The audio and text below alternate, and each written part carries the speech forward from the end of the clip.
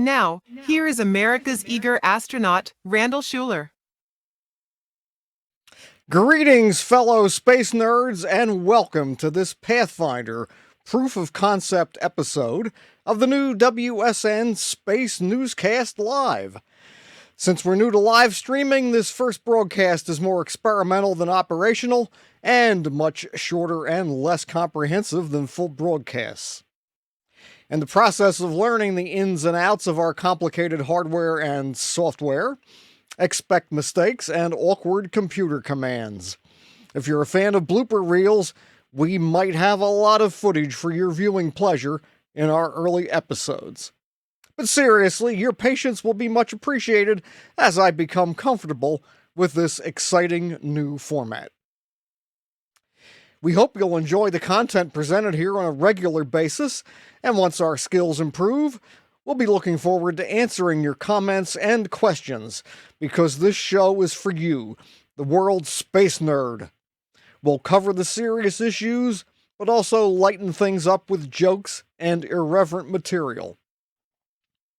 Let us know how we're doing and ways we can inform and entertain you. The Eager Astronaut wants you to have a participatory, immersive experience, so viewer engagement is a key to this show. There's a lot to cover in this dramatic second golden era of space travel, so let's get right to it. There are two huge stories this week: the announcement of the first Artemis moon crew and the impending orbital flight test of the SpaceX Super Heavy and Starship mega rocket. Unless you've been in a cave, you've heard that 4 astronauts to fly the historic Artemis II lunar flyby mission will be Commander Reed Wiseman, pilot Victor Glover, Mission Specialist 1 Christina Hammock-Koch, and Mission Specialist 2 Jeremy Hansen. This will be Wiseman's second trip into space, serving previously as a flight engineer aboard the ISS for Expedition 41 from May through November 2014. Wiseman has logged more than 165 days in space, including almost 13 hours as lead spacewalker during 2 trips outside the orbital complex. Prior to his assignment, Wiseman served as a chief of the astronaut office from December 2020 until November 2022. The mission will be Glover's second spaceflight, serving previously as pilot on SpaceX Crew 1, which landed on May 2, 2021 after 168 days in space. As a flight engineer for Expedition 64, he contributed to scientific investigations and participated in 4 spacewalks. Koch will also be making her second flight into space on the Artemis II mission. She served as flight engineer aboard the space station for Expeditions 59, 60, and 61. Koch set a record for the longest single spaceflight by a human, with a total of 328 days in space, participating in the first all-female spacewalks. Representing Canada, Hansen is making his first flight into space. The only rookie, he's a colonel in the Canadian Armed Forces and a former fighter pilot. He holds a Bachelor of Science in Space Science from Royal Military College of Canada in Kingston, Ontario, and a Master of Science in Physics from the same institution in 2000, with a research focus on wide field of view satellite tracking. He was one of 2 recruits selected by CSA in May 2009 through the 3rd Canadian Astronaut Recruitment Campaign, and has served as Capcom in mission control at the Johnson Space Center. In 2017, he became the first Canadian to be entrusted with leading a NASA astronaut class composed of candidates from both the U.S. and Canada. Of the 24 Apollo astronauts who went to the moon, 10 are still alive, including the pioneering Apollo 8 crew members.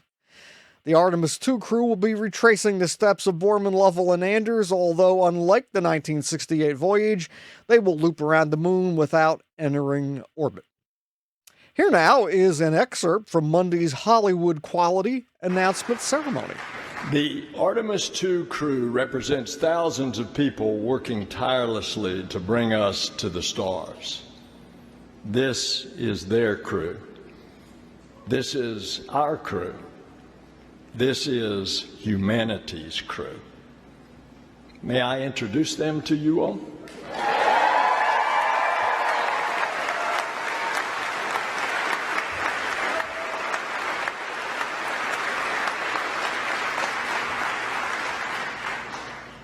She's an engineer who got her start at Goddard and is no stranger to breaking records, logging the longest continuous space flight ever by a woman, your mission specialist, Christina Hammett-Koch.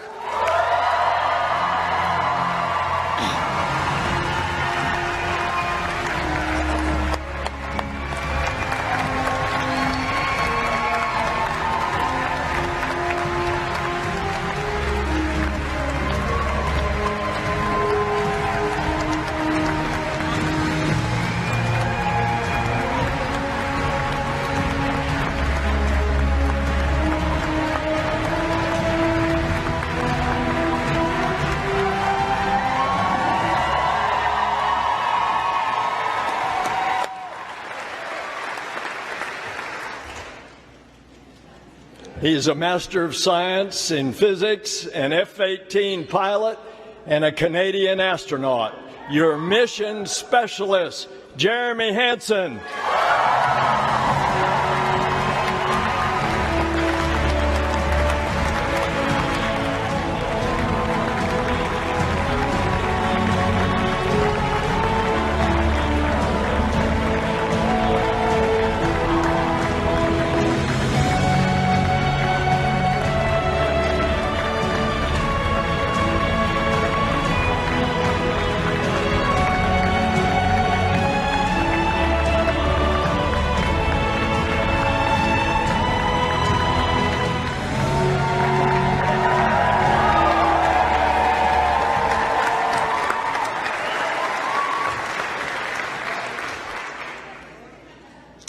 He's a naval aviator and test pilot that's flown over 40 different aircraft, most recently the first operational commercial crew mission.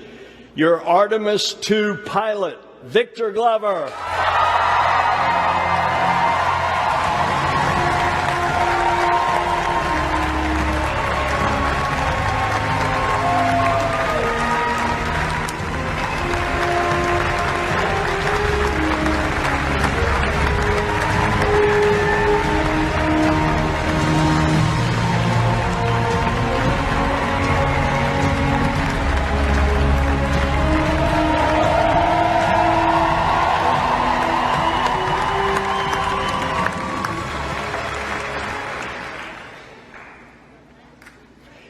He's a decorated naval aviator, test pilot, and leader of the highest character.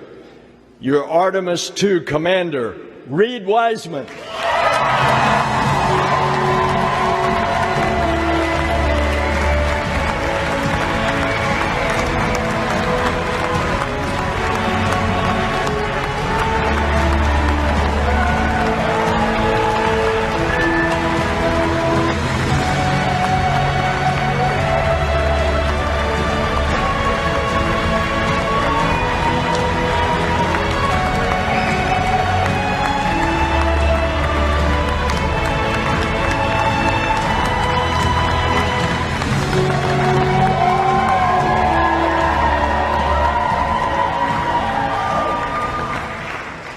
Ladies and gentlemen, your Artemis II crew.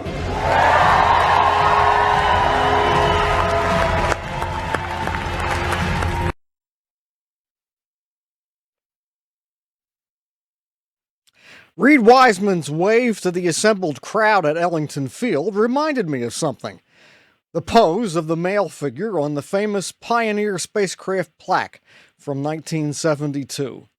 On the plaque, the man is raising his right hand, but for purposes of this jocular exercise, we've flipped the image to match Reed's wave. If you're not familiar with the story of the Pioneer 10 and 11 message plaques, now traveling deep into the universe, it was designed by Carl Sagan and Frank Drake, with artwork by Sagan's wife at the time, Linda Salzman Sagan. It was controversial with some people because of the rather limited depiction of human anatomy. The arm of the man is raised in a gesture of goodwill, although nobody knows if aliens would interpret it that way. Nevertheless, it did serve to show the importance of the opposable thumb. On Twitter, Barry Bonzak ran a fantasy Artemis contest, inviting folks to predict the crew selection for Artemis 2. The winner was Brian Bomser, Twitter handle @Florida Space Cadet, who guessed all four. Quite a feat, although he had Koch as the pilot and Glover as the flight engineer.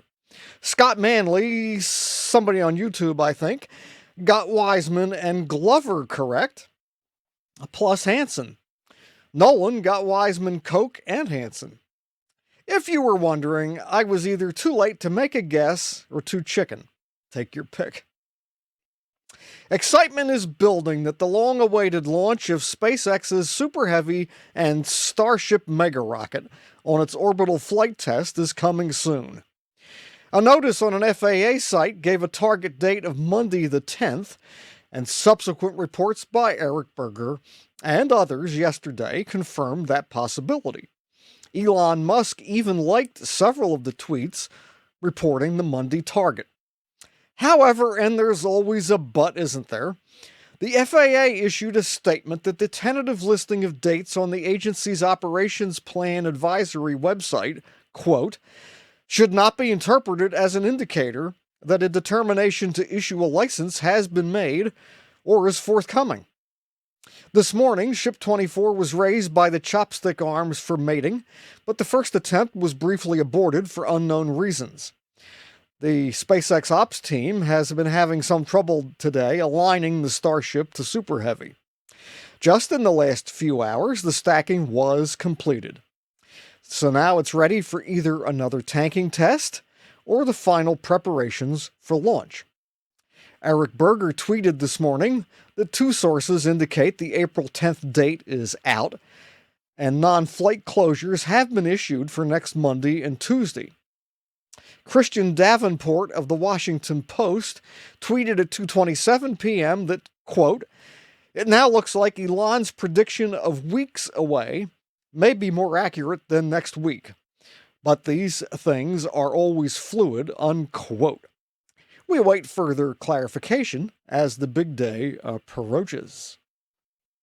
Reflecting on the FAA notice of a possible launch attempt, the Daily Hopper cartoon finds Hoppy doesn't believe that Starship 24 will actually be flying until he sees the incoming message. We thank Ulrich Falk Peterson for his permission to use his cartoons. Now it's time for our thought of the day. Curiosity is the essence of human existence, and exploration has been part of humankind for a long time. The exploration of space, like the exploration of life, if you will, is a risk. We've got to be willing to take it. Gene Cernan.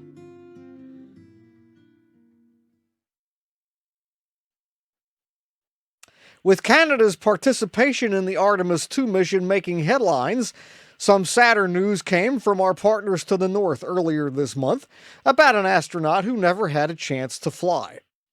Dr. Ken Money, one of Canada's original 6 astronauts, died in Toronto on March 6 at the age of 88. His specialty was vestibular physiology and aviation medicine. He was selected in 1983 to be part of Canada Group 1, along with Roberta Bondar, Mark Garneau, Steve McLean, Robert Thirsk, and Yarny Trivison. Although Dr. Money was only one of the original 6 not to fly in space, he still made significant contributions to the shuttle program.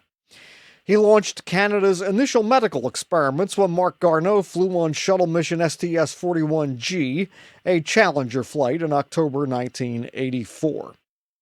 In 1990, Dr. Money was designated alternate payload specialist for the first international microgravity laboratory mission, Discovery Flight STS-42, in January of 1992. He served as Space Lab payload operations controller for this life sciences mission, developing many space physiology experiments exploring the root causes of space sickness. As we follow the fantastic adventures of the coming years, we hope you'll join us. Please subscribe. Until our next show, ad in explorata, toward the unknown in the measureless arena of space. Stay tough and competent. Thanks so much for watching, and we'll see you very soon with our next episode.